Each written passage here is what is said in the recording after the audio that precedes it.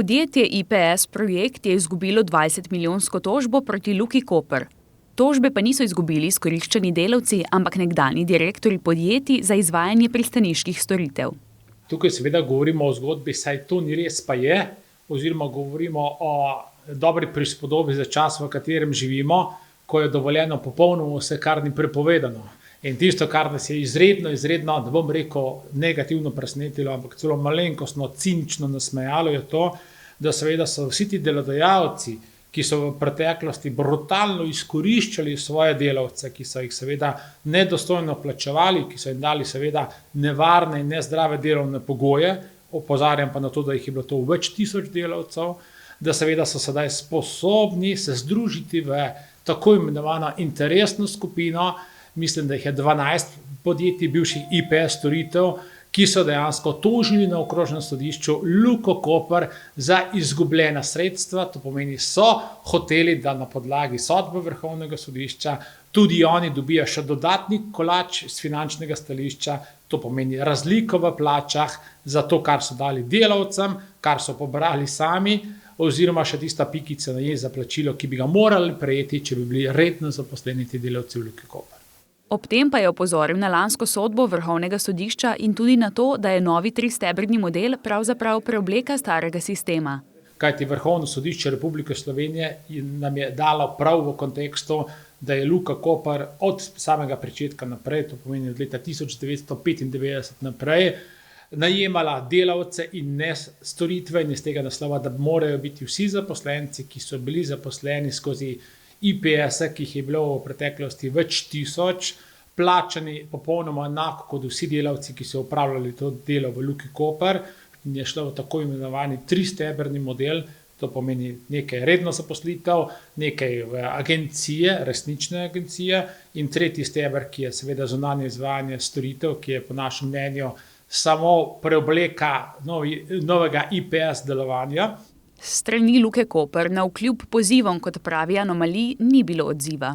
V obalni sindikalni organizaciji, v delavski svetovalnici in tudi v sindikatu pravne pomoči Sonce že v preteklosti neštetokrat pozvali Luko Koper, ki je v večinski državni lasti, da seveda se izognemo morebitnim sodnim sporom, ki so že sedaj blizu tromestne številke.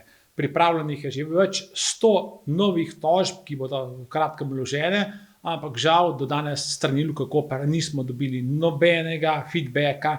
To pomeni, govorimo o tem, da je Luka Koper tista, ki ima dovolj denarja, da ga zapravlja za odvetniške storitve, kljub temu, da je Vrhovno sodišče tukaj zavzelo zelo jasno in odločno stališče, da seveda vsi ti ubogi delavci so delali v prikritih delovnih razmerah in seveda z tega naslova so opravljali delo direktno za Luko Koper.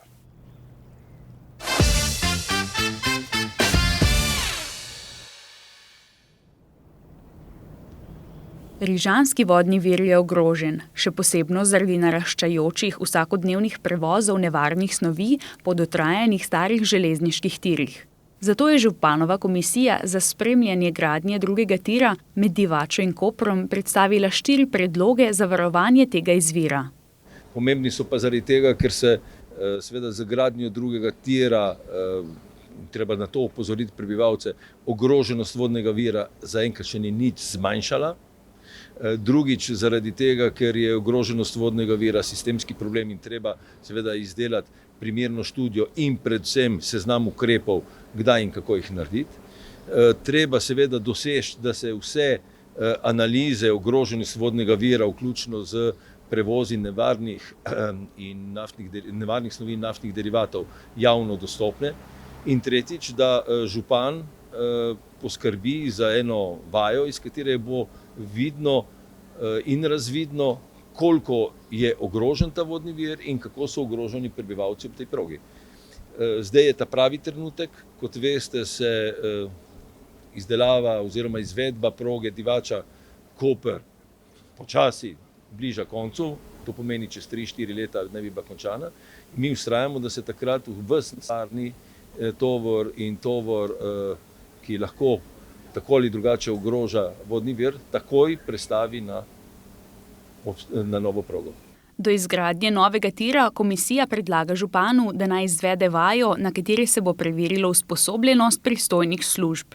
Predlagamo, da seveda programirano izvede vajo, kjer bi bili vključeni poleg naših gasilcev, OJJ službe in vseh ostalih zadev tudi državne inštitucije, kot so Slovenske železnice, in preveri, kako je usposobljenost vseh interesiranih v teh območjih, kakšna je njihova odzivnost, in seveda v tem času 3-4 letih poveča to odzivnost, poveča opremljenost tistih, ki morajo ukrepati, in seveda poveča tudi usposobljenost ljudi ob takih nesrečah, ki so, kot sem povedal, potencialno lahko zelo hude in so lahko tudi take, da za več let lahko ogrozijo vodni vir Rižana. Izdelavo študije ogroženosti vodnega vira, ki bi jo pripravil rižanski vodovod, predlagajo zato, ker od državnih institucij ne dobijo analiz ogroženosti pitne vode, pod vprašaj postavljajo tudi verodostojnost takih analiz. Država je sprejela odlok o varovanju vodnega vira. Ta objavljen, lahko ga preberete v spletni strani. Tam je, po moji oceni, zdaj ne govorim, najmanj 22 členov, kaj se na tem območju ne sme delati. Vendar vsak ta člen ima še eno alinejo, razen državne inštitucije in državne investicije. Vsaka ta alineja pomeni tveganje. Razumemo, o čem govorimo? In seveda Slovenske železnice so naredile analizo teh tveganj iz njihovega zornega kota. Jaz pa mislim, in komisija se strinja, župan se strinja, da je vodni vir za obalo, tudi za bodoče, tako pomemben, da je potrebno narediti ne samo analizo tveganj, ampak študijo ogroženosti. Sliši se skoraj isto, ma ni, metodološko in strokovno ni. Ko pa govorimo o analizi, in tem smo govorili, smo jo pridobivali mesec dni po raznih telefonskih in drugih klicih. In verjetno je, neverjetno, sigurno, možno dobiti to bistveno prej. Vse je to javni dokument, ne? In verjetno obstajajo tudi druge karte, recimo hidrološke, geološke in siceršnje, ki jih bo Rižanski vod in mi v našem delu potrebovali in jih potrebujemo, zato, da prvič izpolnjujemo to našo nalogo, to je sledenje izgradnje drugega tira oziroma zapiranje obstoječega, in s tem, da opozarjamo župana, da to delo je prvič večletno in je bistveno bolj kompleksno, kot da sprejmemo nek sklep. Dopolnil bi rad tole, da to tako imenovano strokovno nalogo smo dobili neuradno, kar pomeni, da nismo uspeli v dobrem mesecu uradno pridobiti tega dokumenta. In čeprav je mantra današnjega sistema delati več, si župan želi, kot lokalna skupnost si moramo želeti, da delajo bolje. Torej bolje pomeni bolj varno, bolj vzdržno iz prometnega vidika, bolj vzdržno iz vidika kakovosti bivanja, in temu bomo stremeli.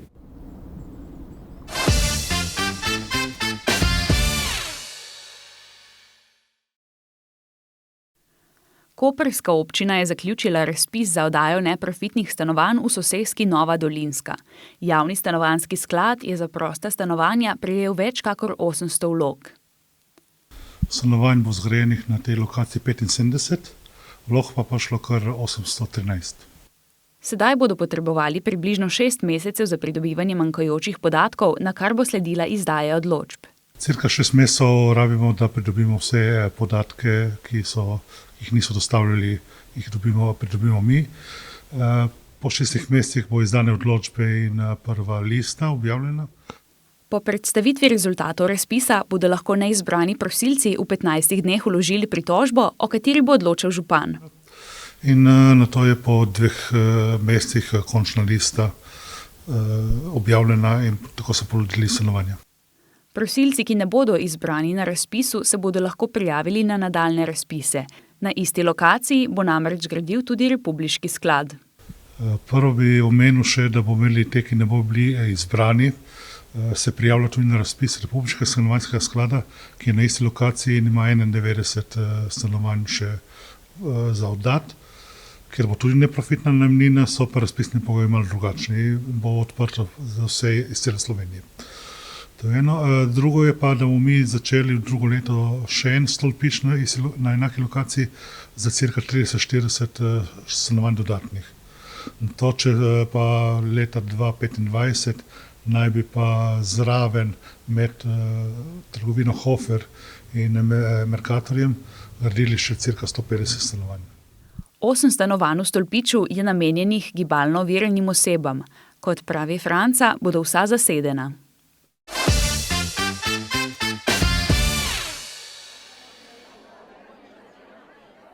Preteklo sredo so v Centru dnevnih aktivnosti za starejše občanke in občane praznovali že 13. obletnico obstoja.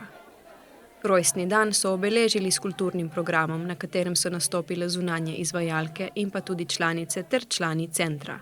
Kar nas najbolj veseli je to, da ljudje, ko se vključujejo v naše programe, pravzaprav se tudi res mogoče kaj novega naučijo, ampak poskrbimo za to, da niso socialno izključeni, kar je tudi glavni cilj našega programa, ki je javni socialno-varstveni program. V center je bilo na samem začetku vključenih zgolj 39 uporabnic in uporabnikov, danes pa jih je že več kot 2300. Ob torkih, sredah in četrtkih center obišče med 300 in 400 ljudi. Ja, najbolj obiskovane so razne vrste telesne vadbe, računalniške tečaje, imamo angleščino, italijanščino, nemščino, preko Zooma smo letos uvedli iz enega drugega programa še španščino in ruščino, družabne popoldneve, družabne igre, plavanje, kajak, res čez 60 aktivnosti na teden, kar veliko. Center dnevnih aktivnosti deluje znotraj Zveze društev upokojencev, ki je bila ustanovljena 41 let nazaj.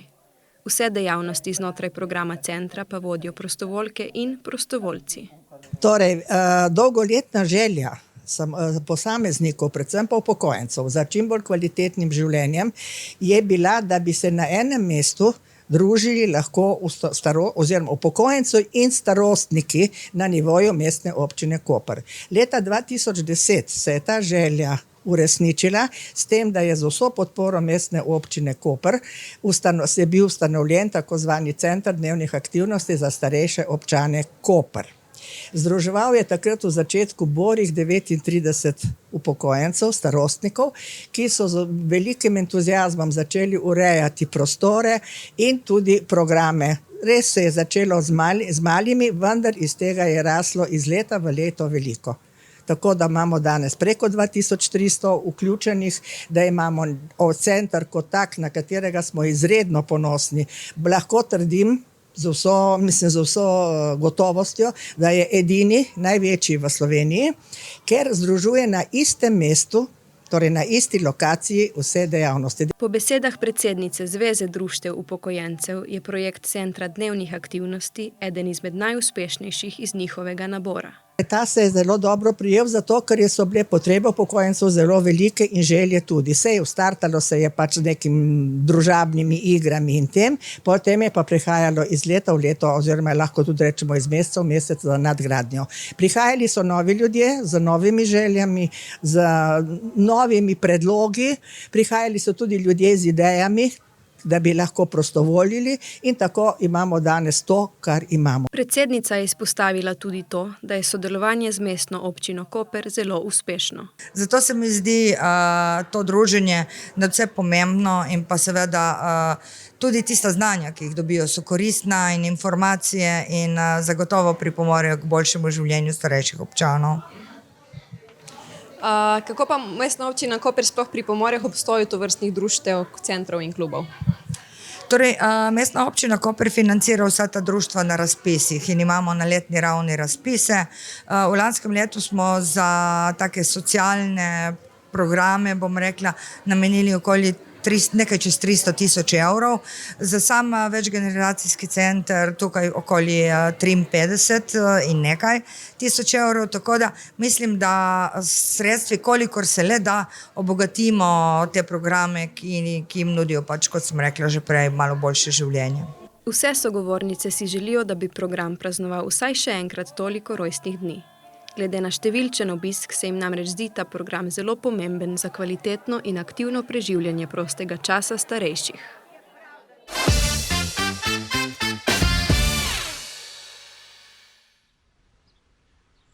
Od 27. junija do 3. septembra boste lahko dobesedno pluli med vsemi 4 obalnimi občinami. Regionalni razvojni center Koper namreč že tradicionalno vzpostavlja ladijski prevoz potnikov in koles. Prevoz bo potekal 2-krat dnevno, dopoldne in popoldne, vsak dan razen ob ponedeljkih. Te prevoze izvajamo preko projekta Adrian Cycle Tour, ki ga financira program Interreg Italija Slovenija. Predhodno smo to prvič realizirali preko drugega projekta, to je bil Cross Mobi, in ker se je to zelo dobro primlo, smo to ponovili. Tudi odziv publike oziroma uporabnikov je zelo dober. Mi spodbujamo trajnostno mobilnost preko tega projekta in trajnostni turizem, oziroma ta dva stebra, trajnostno mobilnost in trajnostni turizem povezujemo. Cena bo varirala od 2 do 5 evrov, odvisno od relacije. Na ladjico bo možno pripeljati tudi svoje kolo, kar vas bo stalo 1 evro. Predvidenih je 10 nosilcev za kolesa, za potnike pa bo na voljo 70 mest. Rezervacije ne bodo možne, ampak bo delovalo po principu, kdor prvi pride, prvi melje. Prvič se je to začelo nesrečnega leta 2020, ko je bila tudi distanciranje na ladji, se pravi, je lahko sprejela manj potnikov kot sicer, ampak odzivi so nas presenetili, vedeli smo, da se bo to dobro primlo, ker smo to napovedovali, ljudje so spraševali, je pa bila ladja polna. In nas zdaj že vsako leto, že nekaj mesecev pred sezono vztrajno kličejo ljudje, bo tudi letos, kdaj pričnemo, tako da smo prepričani, da bojo odzivi zelo dobri. Ladja Zlatoperka bo potnike v Ankaranu prevzela na pomolu Valdoltra, v Kopru na zunanji obali na parkirišču na Ukmarjevem trgu, v Izoli na pomolu pred hotelom Marina, v Piranu pa bo vstopno oziroma izstopno mesto pristanišča na pomolu pri Rdečem svetilniku. Ta projekt, kot sem rekla, sofinancira program Interreg Italija Slovenija oziroma Evropski sklad za regionalni razvoj v višini do 80%. Razliko regionalni razvojni center zagotovi sam oziroma jo pokrijejo občine Izola, Koper, Ankaran in Piran. Celotna vrednost projekta oziroma FESR, Evropskega sklada za regionalni razvoj, sofinanciranja je 3,5 milijona. S tem, da smo tukaj partnerstvo, kjer je še 6 drugih partnerjev in projekt traja 36 mesecev. 1. julija bodo vzpostavili tudi avtobusne prevoze za potnike in kolesa, imenovan Kolobus.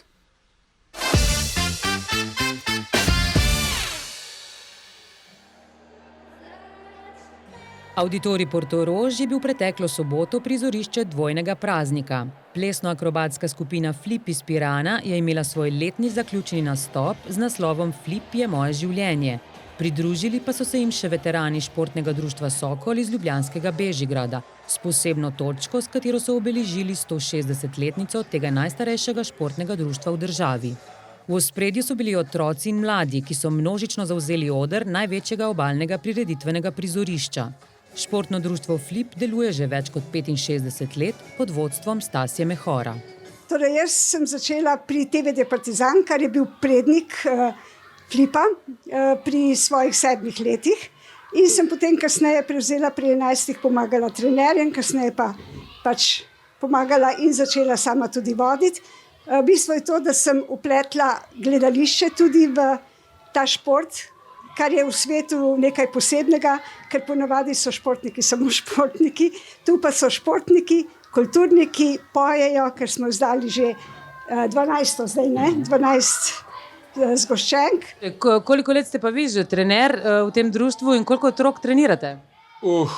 Koliko let sem že v tem društvu? Precej, se niti ne spomnim več. Okrog 25 let. Torej si začel kot mlad, kot fantek v bistvu? Tako, začel sem kot najstnik, bom rekel, ker jaz sem prišel v društvo zaradi tega, ker je bilo zelo malo fantov in zelo dosti punc, tako da zato sem prišel v to društvo in pol sem začel trenirati in mi je ratovalo vse bolj in bolj pri srcu in sem ostal še dan danes. Letos smo se odločili, da bomo naredili zaključni nastop na temo poklicev, tako da bojo razni poklici in otroci se noro veselijo. Torej, tokrat nastopa okrog 330, mogoče še kaj več otrok in odraslih, starih od 1 leta in pol, pa vse tja do 83. Povejte mi, danes ste vidve tukaj, boste nastopile na zaključnem nastopu društva kulturnega kluba Flip. Od kdaj se delujeta? V bistvu moj tata je vodja flipa in v bistvu že tako celo življenje. Jaz sem prišla septembra, ampak sem prej trenirala že gimnastiko. Kaj vam je najlepše pri treningu gimnastike? Ful se zabavamo in ful so prijazni trenerji in ful nas naučijo. Da sem s prijateljicami in da nas ful naučijo. Se veselite današnjega nastopa? Ja. Živjo, Manca, zakaj si ti danes tukaj na zaključnem nastopu flipovcev? Zaradi tega, ker imam tudi sama otroka, ki je sicer zdaj šele stara 2 leti, ampak smo se že preizkusili v flipu in se še nameravamo in poznam ogromno mamic, ki imajo svoje otroke pri flipu, kjer telovadijo, se imajo odlično in smo prišli pač pogledati, kaj so pripravili v letošnjem letu. 2-urno predstavo mladih akrobatskih navdušencev je okronal nastop gimnastičnih veteranov športnega društva Sokol. Gre za podružnico najstarejšega športnega združenja v Sloveniji. Prvo sokolsko društvo je bilo v Ljubljani ustanovljeno leta 1863. Kasneje pa se je sokolsko gibanje zelo razmahnilo in svojo sokolsko vzgojo pomembno vplivalo na športni razvoj Slovencev. Ob pomembni obletnici so Sokoli pripravili serijo športnih prireditev po Sloveniji. Torej, od kdaj se ukvarjate z športno gimnastiko? Kadar me tako vprašate, ponavadi rečem vedno 50 let. Ne? Čeprav jih je dejansko že več, telovadimo in zdaj na stara leta smo se zopet zbrali skupaj in se imenujemo gimnastični veterani športnega društva Sokol Bežigrad. Mi pač telovadimo največ na bradlji, ne, ker je na miru in če jo primemo, se lahko še kaj naredi. Zlasti zaradi tega, da pač pokažemo sami sebi in seveda tudi mladim, da je še vedno možno telovaditi tudi v starejših starostnih obdobjih. Zdaj, veliko nam pomeni pač samim do sebe, pa tudi ostalim mlajšim, ne, da pokažemo, da ni treba vršiti puške v koruzo, ko si enkrat star 30-40 let, ampak da za eno zmerno vadbo ohraniš sposobnosti tudi v poznejših letih, kar je zelo pomembno za vsakdanje življenje in delo. Flipovce in Sokole je v pozdravnem nagovoru pozdravil tudi minister za gospodarstvo, turizem in šport Matjaž Han in se jim zahvalil za predanost pri razvoju športa in vzgoje. Skorajda nabito poln auditorij pa je nastope mladih in starih športnikov vsakič znova nagradil z bučnimi aplavzi. Za prihodnost športne gimnastike v Sloveniji se, kot smo videli, zagotovo ni bati.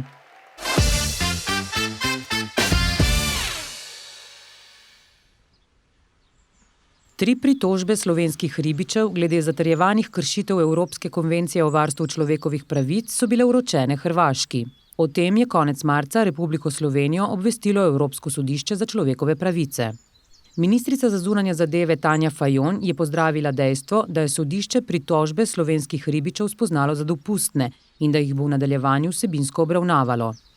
Vsaka država članica, katere državljani so pritožniki, v konkretnem primeru slovenski ribiči, ima v skladu z Evropsko konvencijo o varstvu človekovih pravic pravico, da pred senatom ali velikim senatom Evropskega sodišča za človekove pravice predloži pisne pripombe oziroma sodeluje pri obravnavi. Slovenija je 5. junija 2023 s pismom obvestila Evropsko sodišče za človekove pravice, da bo posredovala v teh postopkih, pri čimer gre v tej fazi za izjavo Slovenije o napovedi posredovanja brez vsebinske opredelitve do postopkov. Z uveljavitvijo pravice do intervencije bo država nudila pomoč in podporo pri zaščiti ribičev, ki so žrtve hrvaškega nepriznavanja arbitražne razsodbe.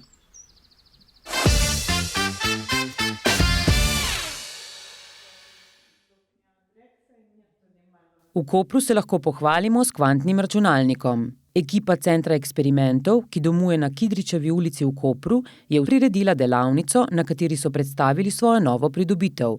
Gre za najmanjšo verzijo kvantnega računalnika, ki ga izdeluje kitajsko podjetje Shenzhen SpinQ in je trenutno v uporabi Društva matematikov, fizikov in astronomov Koper. Prvič ga ljubkovalno pač imenujemo Spinko, ker nam je res ena vrste tehnološke igrače. Zelo smo z njim zadovoljni, zato ker smo lahko preko njega skočili v ta nov svet kvantnega računalništva in se lahko na njem učimo, ker je predvsem z 2 kubiti je relativno preprosta zadeva, ampak vse temelje kvantnega programiranja lahko obvladamo in kažemo ljudem, da to obstaja, da je to neka novost, ki prihaja. Materialno je tukaj, vidite, tale rjava cevka je majhna krovetka, v kateri je raztopina te aktivne molekule, ki se reče dimetilfosfid. Mi uporabljamo ta atom fosforja in enega od sicer večjih atomov vodika, ampak eden je pač poseben, da se z raznimi triki izberemo prave frekvence in tako naprej, se nekako uglasimo na točno tistega. Na fosfor je pa sploh lahko, ker je edini v molekuli, ga ne moremo zgrešiti. Ko vstopimo v svet atomskih delcev, postanejo stvari nepredvidljive, saj ti delci lahko istočasno obstajajo v različnih stanjih. Prav to zmožnost izkoriščajo kvantni računalniki. Osnovna enota klasične računalniške tehnologije je bit, medtem ko je osnovna enota kvantne tehnologije kvantni bit ali qubit. Klasični bit ima lahko le lastnosti 0 ali 1, torej gre za binarno informacijo. Kaj pa je to qubit?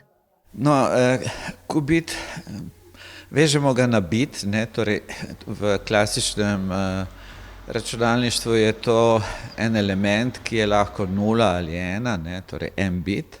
Medtem ko qubit je pa nekaj dosti bolj zanimivega, namreč tudi on je lahko v stanju 0 ali 1, ampak za razliko od recimo tranzistorja, ki je nabit ali prazen, je lahko qubit v tudi vsej kombinaciji vseh možnih stanj med 0, 1, malo 1, malo 0, dosti 0, dosti 1 in predvsem pa je ta njegova izredna sposobnost, da je hkrati, naenkrat v vseh teh kombinacijah. To je nekaj, kar sicer nam v vsakodnevnem življenju ne gre lih v glavo, ker je skregano z našimi vsakdanjimi izkušnjami, ampak v svetu atomov, molekul pa to velja. Mi imamo tle sicer strašansko dosti stanj, v katerih je lahko tale naš qubit, vendar verjetnost za to, da je v kateremkoli stanju, je vedno enako 1. In torej nahaja se ta njegov trenutek, katerokoli od teh stanj, nekje na sferi, ki ima radius 1, in to je pač ena krogla, ki nam ponazarja vso ogromno množico stanj, v katerem lahko en qubit naenkrat. Ideja o kvantnem računalniku se je začela razvijati v začetku 80-ih let. V zadnjih 10 letih zelo pospešeno. Razvoj je usmerjen v prvi vrsti v iskanje načina, kako narediti računalništvo bolj učinkovito. V zadnjih letih se je pokazalo tudi to, da smo z uporabo klasične digitalne tehnologije dosegli mejo energijskih zmožnosti. Glede na rezultate poročila Združenja Semiconductor Industry, do leta 2040 ne bomo imeli dovolj energije, da bi lahko poganjali vse naprave na svetu. Po poročanju portala Računalniške novice sta to le 2 od razlogov, zakaj se računalniški industriji tako mudi z gradnjo kvantnih računalnikov. Kvantni računalniki niso mišljeni kot zamenjava klasičnih, temveč ponujajo drugačen pristop za reševanje kompleksnih problemov, ki presegajo zmožnosti klasičnih računalnikov. No, predvsem so te kompleksni problemi med nami, da se učimo z njim delati. Filozofija tle od zadaj je popolnoma drugačna od klasičnega računalništva. Tu je ogromno matematike, fizike in še mi, ki smo pač trenirani, sami fiziki, se težko prebijamo skozi njegov svet. Tako, radi bi pa pokazali ljudem, da to obstaja, da se ga da uporabljati in zato vabimo vse, pridite k nam. Klasični računalniki so v preteklosti že revolucionarno spremenili naš svet z relativno enostavno rabo bitov in 2 opcij 0 in 1. Uporaba qubitov te možnosti izjemno poveča, saj so kvantni računalniki sposobni izvajati milijone kalkulacij naenkrat. Razvoj kvantnega računalništva je zato seveda zelo privlačen, še posebej za podjetja, ki razvijajo umetno inteligenco. Če želite izvedeti več o tej novi tehnologiji, lahko obiščete Center eksperimentov, kjer vam bodo z veseljem povedali in pokazali svojega spinkota. Mi pa bomo v eni naslednjih oddaj Ad hoc gostili Aljošo Žerjala in se nekoliko podrobneje posvetili tej temi.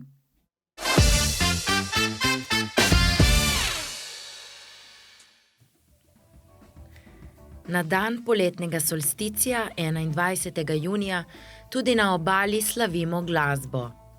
Praznik Fête de la Musique, v Sloveniji preimenovan v praznik glasbe, že od prve edicije leta 1982 izpostavlja pomen raznolikosti glasbene kulture.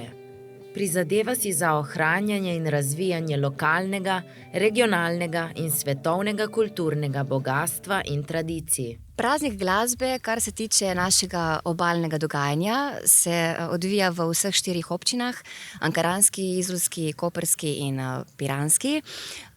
In je del vseslovenskega glasbenega dogajanja, ki se odvija pod krovno organizacijo Slovenskega glasbeno-informacijskega centra SIGIC in je del mednarodne priznane iniciative, ki prihaja iz Francije in se dogaja po vsem svetu. Za lokalno dogajanje pa skrbi Združenje Muzofil, tako da se za ta namen povezuje s številnimi društvi in ustanovami. Praznik glasbe je enodnevni kulturni dogodek, na katerem se na različnih prizoriščih v mestu predstavijo tako ljubiteljski kot poklicni glasbeniki različnih žanrov. Praznik glasbe je posvečen praznovanju glasbe, predstavljanju različnih oblik glasbenega doživljanja, dogajanja, tako da je namenjen komorkoli, ki se želi glasbeno izraziti in to svoje znanje, izkustvo podeli z drugimi.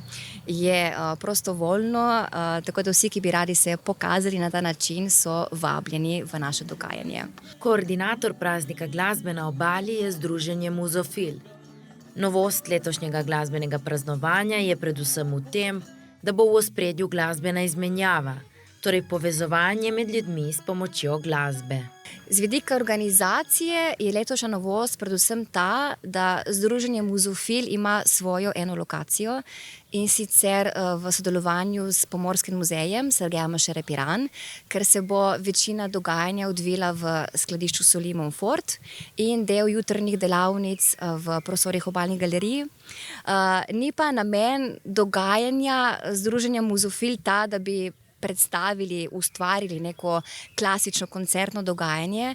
Želimo si pripraviti en tak poseben dogodek glasbene izmenjave, bodisi izmenjave glasbenega izkustva, glasbenega znanja, doživljanja, tako da je program oblikovan v tem kontekstu.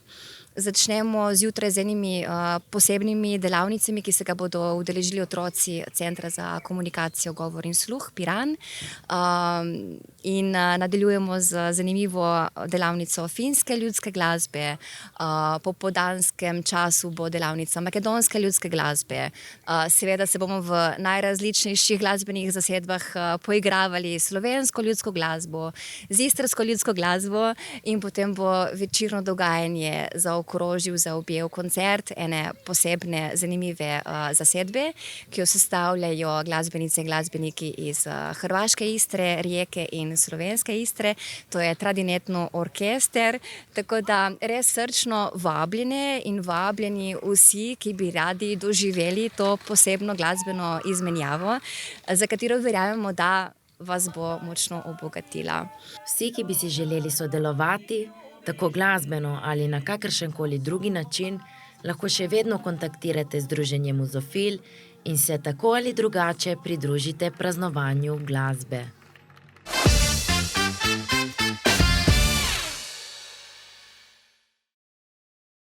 Občina Izola v projektu Izola srcu prijazno mesto sodeluje že 10. leto.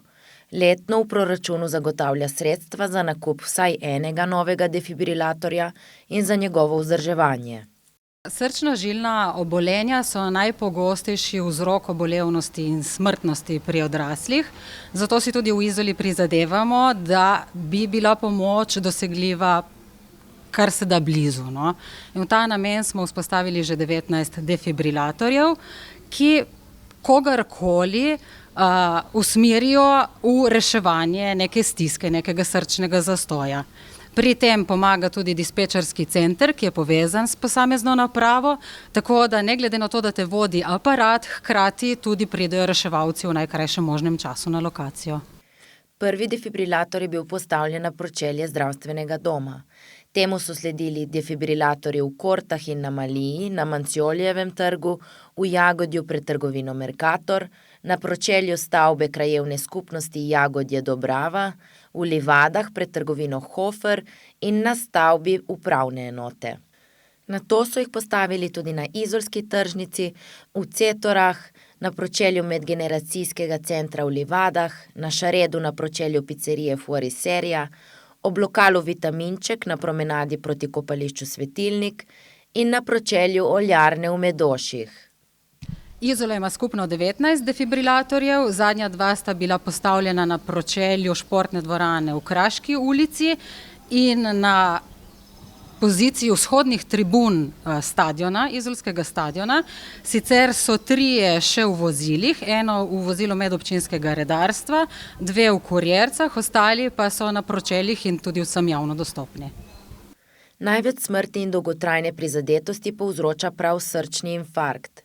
Ob srčnem zastoju je edina rešitev defibrilacija v prvih nekaj minutah, zato je izjemnega pomena, da so defibrilatorji v bližini in lahko dostopni, ko je to potrebno.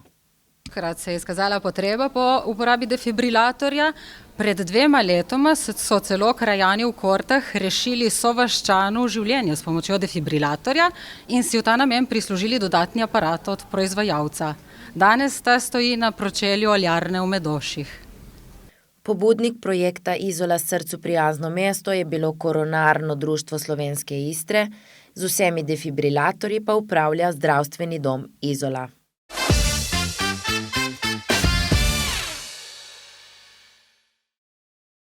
Vsi v Sloveniji poznamo ljubljanski živalski vrt, te dni pa smo dobili novo pridobitev in sicer v Kočevskem gozdu je nastal pravi mali safari.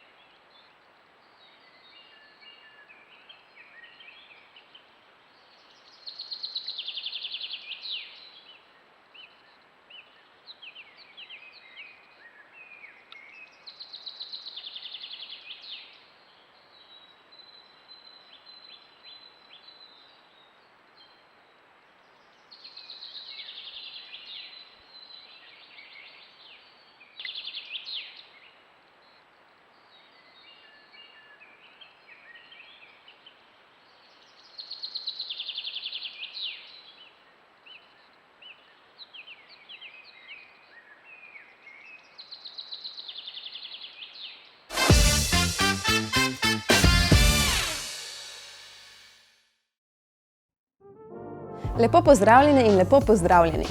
Vas zanima, kaj se bo na slovenski obali dogajalo v prihodnjem tednu? No, prva na sporedu bo mednarodna poletna muzejska noč, sledijo pa ji še številni plesni nastopi, koncerti, predavanje o čustvih in pa mladinski festival Cmokfest. V soboto 17. junija bo ponovno mednarodni muzejski dan, zato vabljeni na dogodke poletnih muzejskih noči po Kopru, Izoli in Piranu. Palača Belgramonitako v Kopru bo odprta od 18. pa vse do polnoči. V tem času se boste lahko udeležili konservatorsko-restavratorske delavnice za keramiko, vodenega ogleda razstave novejše zgodovine in gostujoče razstave Auschwitz, vodenega ogleda po umetnostno-zgodovinski zbirki in pa odprtja razstave posvečene operni pevki Kseniji Vidali.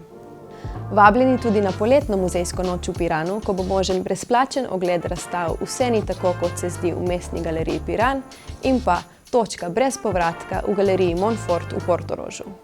V galeriji Herman Pečarič Piran pa se bo odprla razstava Moj dom lokalnega fotografa Martina Bobiča. V Izoli bodo na poletno muzejsko noč potekale otvoritve razstav, ki bodo potekale vsakih 15 minut s pričetkom v galeriji Plac ob 20. uri. Sledile bodo še otvoritve v galeriji Alga, galeriji Insula, muzeju Parenzana, Sončni dvorani, galeriji Salsa Verde in v Manziolijevi palači. Otvoritve pa bodo potekale ob spremljavi pihalnega orkestra Izola, ki ga vodi Mirko Orlač. Prav tako v soboto vabljeni na gledališki koncert Morje ljubezni, ki ga je pripravil mešani pevski zbor Obalca. Zgodba priča o fantu, ki zaradi sanj o čezmorski ljubezni postane mornar. Poleg zbora pa bosta v zgodbi nastopila tudi igralca Uršula Vratuša Globočnik in Jan Gerl Korenč. V nedeljo 18. junija bodo oder Auditorija Portorož zavzele članice in člani Art Dance društva. Skupaj bodo s pomočjo zabavnega plesa, klasike in popularnih ritmov uprizorili plesno predstavo o bikcu Ferdinandu. V ponedeljek 19. junija se bo v mestni knjižnici Piran ob 18. uri odvijalo predavanje. Tokrat bo to potekalo na temo čustev in kako ta vplivajo na telo, bolezni in zdravje. Vodil ga bo Andrej Pešec, celostni psiholog, pedagog in strokovnjak za osebni razvoj, ki vas bo tudi spoznal z idealno dnevno rutino in sprostitvenimi tehnikami. V torek 20. junija bo v Auditoriju Portorož nastop več kot 150 plesalk in plesalcev. Na predstavi Kinoteka Swank boste lahko priča romantiki, komediji in pa tudi akciji ter drami. Prvi nastop se bo pričel ob 17:30, naslednji pa bo ob 19:30. V sredo 21. junija bo v mestni knjižnici Izola potekal literarni večer s pričetkom ob 19. uri. Literarno delo Ime mi je Sarajevo je tudi prvo delo, ki ga je Adriana Kuči napisala v slovenskem jeziku. Od 22. pa vse do 25. junija bo Koper obudil mladinski festival Cmokfest. Med drugim bo v mladinskem centru Markovec City za plesne ritme poskrbel DJ duo Bromance, na Martinčevem trgu bo nastopila glasbena skupina Murphy, v soboto pa bodo oder koperskega skateparka zavzele punk in noise rock glasbene skupine. Predtem pa bo v skateparku potekalo še tekmovanje BMX-ov. V četrtek 22. junija bo ob 8. uri v izolskem Largu pri Špini nastopila prekmurska skupina Janđujrag, ki se ime nadela po šmarnicah. Zasedba pa igra in prepeva pesmi srbskega ter jugoslovanskega pevca Đorđa Balaševića. Petkov večer lahko preživite v izolskem baru Hangar, v katerem bo tokrat nastopil Edo Majka. Ta bo koncert izkoristil za promocijo svojega novega albuma Močno. Pa prisluhnimo njegovi pesmi z istim imenom. Jasno je zašto je teško, prividi vladaju, pametni stradaju. Svi koji osjete nešto, iskrene emocije ismijavaju. Znanje je sranje, površno super, bujru mi dobro je došla. Bez truda i učenja, maksimum kurčenja, triumf bez gola i koša. Savjest je loša, moral i etika prljaju sivi za posao i život. Sami smo krivi, upaljen TV iz TV-a, sami ste krivi, mi kaže idiot. Sami smo krivi, biramo najniže nagone, lažni patriot. Lažna je stvarnost, nebitne lažne vrijednosti prođu za stvarno i tako odavno. Hvala vsem za pozornost in se vidimo naslednji teden. Čau!